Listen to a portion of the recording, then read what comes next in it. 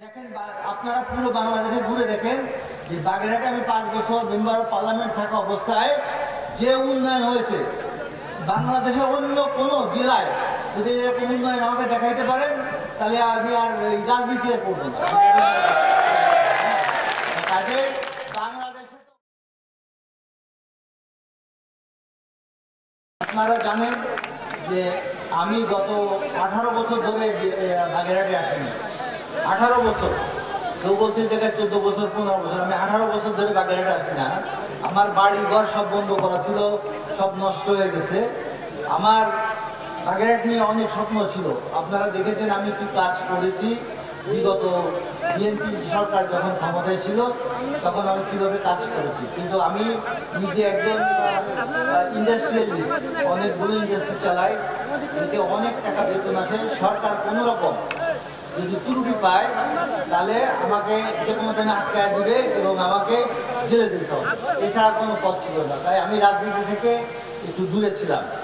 যে এই স্বৈরাচার সরকারের আমলে আমি রাজনীতি করতে আসলে আর যে মোল্লারহাটের একটা কেস ছিল না, আপনারা জানেন শেখেল্লালের জনসভায় একটা বোম বাস্ট হয়েছিল, তাতে আমাকে 1 নম্বর আসামি করা হয়েছিল।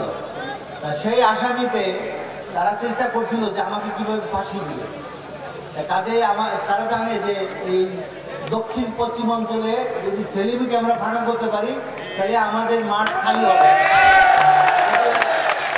আমিও একটু চুপ করে গেলাম। আমি নিজে ম্যাডামকে বললাম, বলে আমি দল থেকে শুধুমাত্র বিএনপি জেলা সভাপতি পদ থেকে আমি রিজাইন করছি, কিন্তু বিএনপি থেকে আমি রিজাইন করিনি, বিএনপি সভাপতি পদ থেকে। কিন্তু এগুলো যারা না বোঝে বোকা তারা অনেক কথা বলে, আমি বলেই চুপচাপ ছিলাম। এবং আমি আমার ব্যবসা চালাইছি, আমার ব্যবসা অনেক উন্নতি করছি। যে গত 15-16 বছরে আল্লাহ আমাকে অনেক গ্রহণ করছে। এবং আপনারা জানেন, যাতে দেখেন আপনারা পুরো বাংলাদেশে ঘুরে দেখেন যে বাগেরহাটে আমি 5 বছর মেম্বার অফ পার্লামেন্ট থাকা অবস্থায় যে উন্নয়ন হয়েছে বাংলাদেশে অন্য কোনো জেলায় যদি এরকম উন্নয়ন আমাকে দেখাইতে পারেন তাহলে আমি আর রাজনীতি করবো না। কাজে বাংলাদেশে তো গত 100 বছরে হয়নি, আগামী 100 বছরে হবে কিনা এটাও জানি না। তবে আমি আমাকে অনেকে বলছে যে আমি রাজনীতি করব না, আমি অসুস্থ, অনেক অনেক নানান দুর্নাম আমার এখানে শোনানো হয়েছে বাগেরহাটে যে আমি অসুস্থ, আমি চলতে পারি না।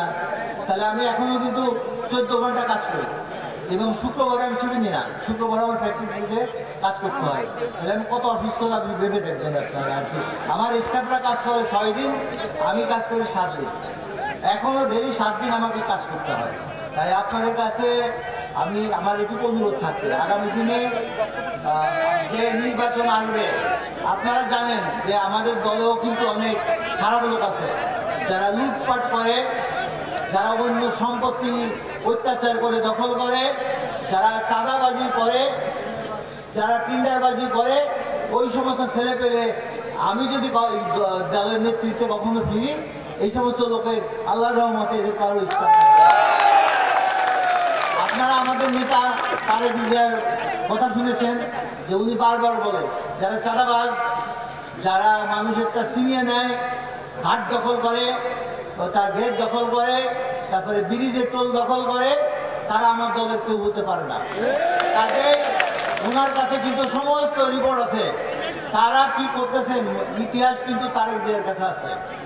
কাজেই আপনারা বুঝে শুনে করবেন। বিএনপি নেতা কর্মীদের কাছে আমার অনুরোধ, এখনো আপনাদের লাইনে এসে দাঁড়াইনি, আমি হয়তো আজ না হয় কাল এসে দাঁড়াবো আপনাদের পাশে।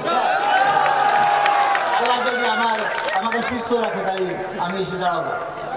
দাঁড়াতে গেলে এই সমস্ত লোকজন কিন্তু আমার পাশে তাই স্থান পাবেন আপনারা। আর একটা জিনিস মনে রাখবেন, আমি যখন এমপি হব বাগেরহাট জনপদে, তখন আমি ওই আওয়ামী লীগ কি করছে আমি দেখতে যাবো না, আমি কিন্তু সমস্ত বাগেরহাট জনগণের এমপি হব। পিছনে যে হোস্টেল সবকিছু আমার ব্যক্তিগত টাকায় করা, কিন্তু সরকার কোনো কিছু করবে না। সরকার কিন্তু এই জায়গায় গত 15 বছরে 1 টাকাও কলেজে দেয়নি। কাজে এই সমস্ত টাকায় জায়গা আমি সমস্ত লোকের কাছে টাকা নিয়ে কিনে তারপরে জায়গায় কলেজ করছি। জায়গা আমি দখল করে নিই, তার কাছ থেকে জায়গা বিনা পয়সায় নিয়ে, খালি আমার ওই আপিদ্দি পাড়ায় এক মামা ছিল, নূর মামা। ওনার বোধহয় কটুক জমি 5 কাঠা না 10 কাঠা জমি ছিল। উনি বললো, বাবা আমি তোমার কাছ থেকে টাকা নিব না, কলেজ করতেছো, আমি বিনা পয়সায় তোমাকে দলিল করে দেবো। এই একমাত্র ব্যক্তি দেখছিলাম। আর আমাদের সৌরভ সিকদার সাহেব, ওনার একটা জমি ছিল ভিতরে, উনি বারবার আমার রেজিস্ট্রি করে দিয়েছে, কথা বলেছিল, কিন্তু উনি রেজিস্ট্রি করে দেয়নি। উনি আওয়ামী লীগ অনেক কথা বলেছে যে এই জমি আমি দখল করে নিয়েছি, বা এই জমি আমি দিনেই এমনি নিয়ে নিয়েছে। কিন্তু আমার তো কলেজের চারিপাশে বাউন্ডারি ঘিরে দেওয়া, এই কলেজের মধ্যে এই ছাত্ররা থাকতে কোনো কেউ আসতে পারবে না। আর উনি যদি সুন্দর মনে লিখে দেয় আমরা নিব। এবং আমি মনে করি এই জায়গায় আমাদের বিএনপির লোকজনে সৌরভ খাদ দোকান অনেকে নাকি লুটপাট করছে।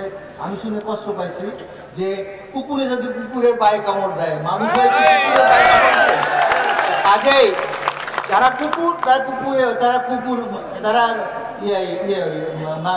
মানুষকে কামড় দিতে পারে, কিন্তু কোনো ভদ্রলোক, কোনো মানুষ তারা মানুষকে কামড় দিতে পারে না। আমার নীতি হইতেছে, কে দল করছে, কে অত্যাচার করছে, তার প্রতি প্রতিশোধ নেয় না। আমার হচ্ছে সমাজে এসে কিছু ভালো কাজ করা, যা এই জনপদে জনগণের জন্য কাজে লাগে। তা আপনাদের কলেজে যে সমস্যার কথা বলেছেন, আমি ব্যক্তিগতভাবে দেখব। আমার কিছু সময় দেন, যে আমার কিছু সময় দেন। কারণ আমি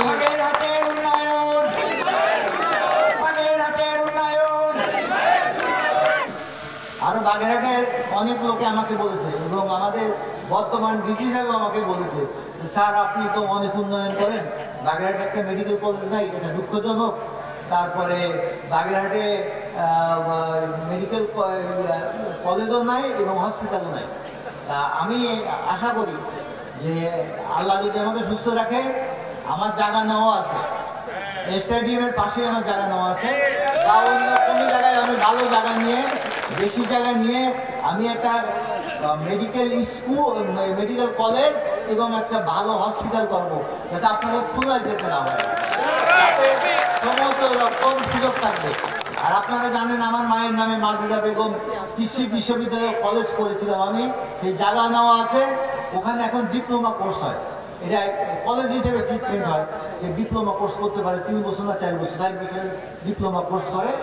তা ওই ডিপ্লোমা কোর্সকে ইনশাল্লাহ আমি আবার এই জনপদে ফেরত আসলে ওই মাজেদা বেগমকে আমি বিশ্ববিদ্যালয়ে রূপান্তর করব।